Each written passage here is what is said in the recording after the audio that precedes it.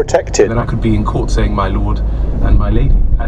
But the idea that somehow I'm not being authentic in one setting or the other is just poisonous. I suppose my question is, would the chambers in the Inns of Court be better if there were more people who listened to grime rather than opera? Undoubtedly, if we had a legal profession in which how you sounded did not matter, it would be ideal.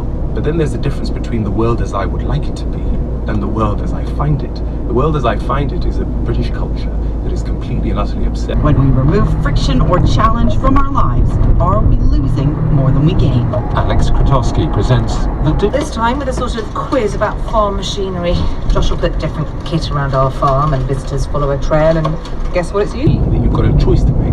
Either you figure out the way in which you're going to adapt and become more effective at communicating, or stick to some ideals that won't come to fruition for centuries, if not a lot longer than that, long after you've gone. Yeah. Lauren's right. It's so germane to what you've written about as well. That sort of this Texan notion: we are not going to change ourselves to fit what America thinks should be right.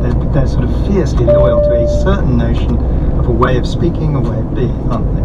Yeah, and I think it ties into this general conversation with the question of resentment.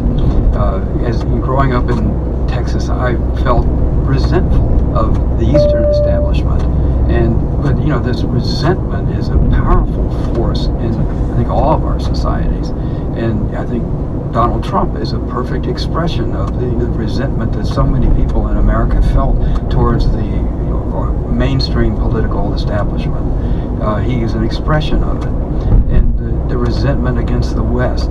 All of these are built on the idea that they have something that we don't have, and that we're being kept from it. And as long as you have a society, and Texas is very, still has this sense that the government, the federal government, is the problem. It's the outsiders.